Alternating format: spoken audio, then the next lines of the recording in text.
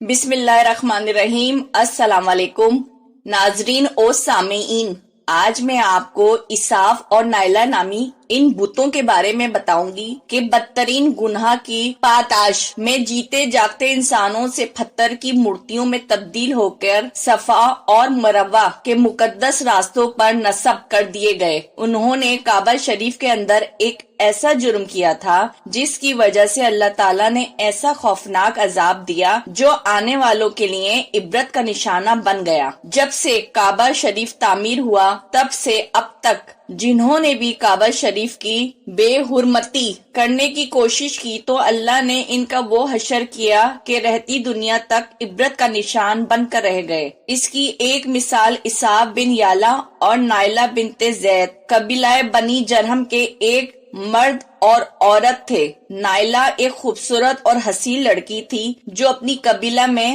یمن کے کسی علاقے میں رہا کرتی تھی۔ یہ خوبصورت حسین قبیلہ بنی جرہم میں اپنے حسن کی نمائش کیا کرتی تھی اور فحاشہ لباس پہن کر گھر سے نکلتی تھی، اور قبیلہ کے مرد اس کے دیوانے ہو جاتے تھے۔ ہر کوئی اس سے تعلقات کی خواہش مند تھا۔ انہی لوگوں میں قبیلے کے سردار کا بیٹا بھی شامل تھا جس کا نام اساف بن یالا تھا۔ اساف اور نائلہ آپس میں محبت کر بیٹھے اور یہ محبت بہت ہی جلد ناجائز تعلقات میں تبدیل ہو گئی، اور جب کبھی موقع ملتا تو دونوں زنا میں مشغول ہو جاتے۔ اس طرح یہ سلسلہ یوں ہی چلتا رہا۔ جب ان کے گھر والوں کو علم ہوا تو وہ ان کے خلاف ہو گئے، جس کی وجہ سے ان کے ملنے پر پابندی لگا دی گئی۔ ایک دفعہ کا واقعہ ہے کہ بنی جرہم کا ایک قافلہ حج کرنے کے لیے مکہ کے لیے روانہ ہوا تو یہ دونوں بھی اس قافلے کے ساتھ حج کے لیے چل دیے۔ قافلہ مکہ پہنچا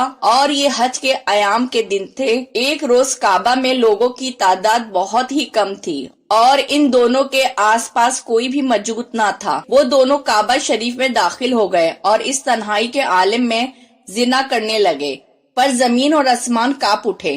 جب یہ بدفعلی کر رہے تھے تو اس وقت ان کی روحیں قبض کر لی گئیں اور ان کے گوشت پوست کے جسم پتھر کے بنتے چلے گئے۔ یہ لمحہ انتہائی خوفناک اور عجیب غریب۔ دو زندہ انسان عذاب الہی کے تخت پر پتھر کے بن چکے تھے۔ کچھ دیر کے بعد جب بنی جرہم کے لوگ کعبہ کے قریب آئے اور بیت اللہ کے دروازے کو کھولا تو دونوں بدبخت برہنہ حالت میں پتھر بنے کھڑے تھے۔ وہ لوگ سمجھ گئے تھے کہ ان کو کسی جرم کی سزا ملی ہے۔ لوگوں نے دونوں کے مجسمے کو اٹھایا اور باہر لا کر زمین پہ گاڑ دیا۔ یہ لوگوں کے لیے عبرت کا نشان بنے رہے۔ کچھ دن گزرنے کے بعد کعبہ کے لوگوں نے اساف کے بت کو اٹھا کر کوہ صفا کے مقام پر رکھ دیا اور نائلہ کے بت کو کوہ مروہ کے مقام پر رکھ دیا۔ صفا و مروہ دراصل دو پہاڑیاں ہیں جو کعبہ شریف کے بالکل قریب ہی ہیں۔ انہی دو پہاڑیوں پر چڑھ کر چکر لگا کر بی بی ہاجرہ علیہ السلام نے اس وقت پانی کی تلاش کی تھی جب حضرت اسماعیل علیہ السلام شیر خواہ بچے تھے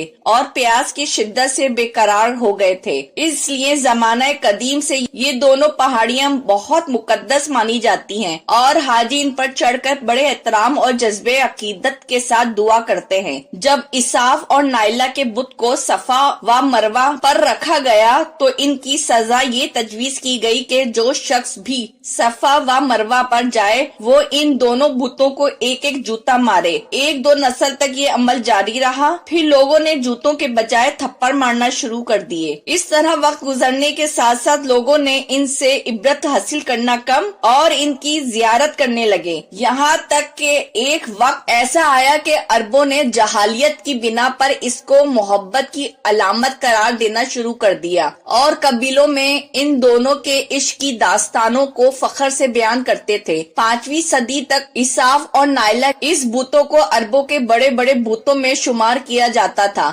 جن کے آگے لوگ سجدہ کیا کرتے تھے اور قربانی بھی چڑھاتے تھے۔ حضرت زید بن حارث رضی اللہ تعالیٰ عنہ بیان کرتے ہیں کہ زمانہ جہالیت میں جب مشرکین کعبہ بیت اللہ کا طواف کرتے تھے تو اساف اور نائلہ کے اس بت کو چھوتے تھے۔ میں ایک دفعہ رسول کریم صلی اللہ علیہ وآلہ وسلم کے ساتھ بیت اللہ کا طواف کر رہا تھا، لہذا جب میں ان بتوں کے پاس سے گزرا تو ان کو چھوا۔